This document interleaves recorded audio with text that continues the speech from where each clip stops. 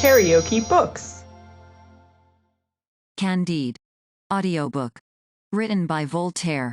Translated by Tobias Smollett. Chapter 20. What befell Candide and Martin on their passage. The old philosopher, whose name was Martin, took shipping with Candide for Bordeaux. Both had seen and suffered a great deal, and had the ship been going from Suriname to Japan round the Cape of Good Hope, they could have found sufficient entertainment for each other during the whole voyage, in discoursing upon moral and natural evil. Candide, however, had one advantage over Martin. He lived in the pleasing hopes of seeing Miss Cunegonde once more, whereas, the poor philosopher had nothing to hope for.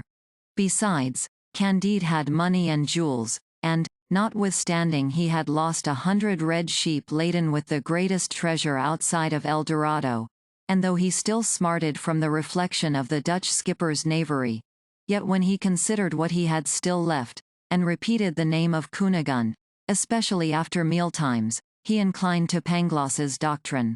"And pray," said he to Martin, "what is your opinion of the whole of this system? What notion have you of moral and natural evil?" "Sir," replied Martin, "our priest accused me of being a Socinian, but the real truth is, I am a Manichean." "Nay, now you are jesting," said Candide. "There are no Manicheans existing at present in the world." "And yet I am one," said Martin, "but I cannot help it.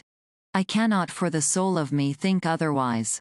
"Surely the devil must be in you," said Candide.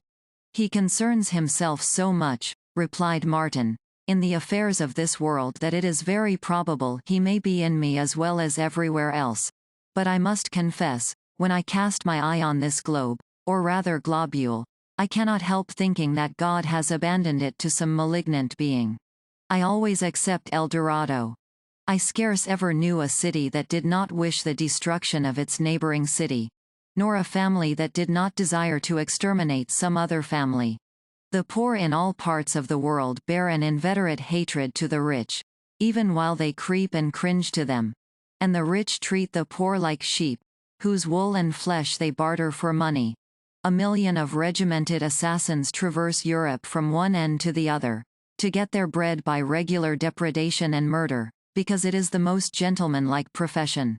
Even in those cities which seem to enjoy the blessings of peace, and where the arts flourish, the inhabitants are devoured with envy, care, and inquietudes, which are greater plagues than any experienced in a town besieged. Private chagrins are still more dreadful than public calamities. In a word, concluded the philosopher, I have seen and suffered so much that I am a Manichean. "And yet there is some good in the world," replied Candide. "Maybe so," said Martin, "but it has escaped my knowledge." While they were deeply engaged in this dispute they heard the report of cannon, which redoubled every moment. Each took out his glass, and they spied 2 ships warmly engaged at the distance of about 3 miles. The wind brought them both so near the French ship that those on board her had the pleasure of seeing the fight with great ease. After several smart broadsides the one gave the other a shot between wind and water which sunk her outright. Then could Candide and Martin plainly perceive 100 men on the deck of the vessel which was sinking, who, with hands uplifted to heaven, sent forth piercing cries, and were in a moment swallowed up by the waves. "Well," said Martin, "you now see in what manner mankind treat one another." "It is certain," said Candide, "that there is something diabolical in this affair." As he was speaking thus he spied something of a shining red hue, which swam close to the vessel. The boat was hoisted out to see what it might be, when it proved to be one of his sheep.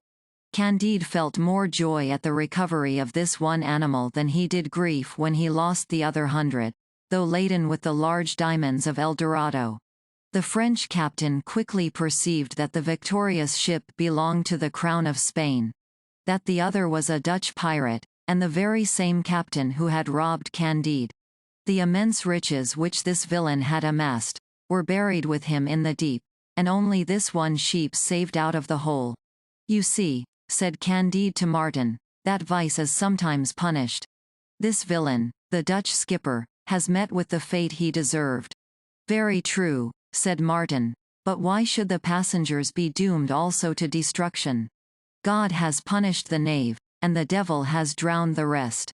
The French and Spanish ships continued their cruise, and Candide and Martin their conversation. They disputed 14 days successively, at the end of which they were just as far advanced as the first moment they began. However, they had the satisfaction of disputing, of communicating their ideas, and of mutually comforting each other. Candide embraced his sheep with transport. "Since I have found thee again," said he, "I may possibly find my Kunigunde once more." KaraokeBooks.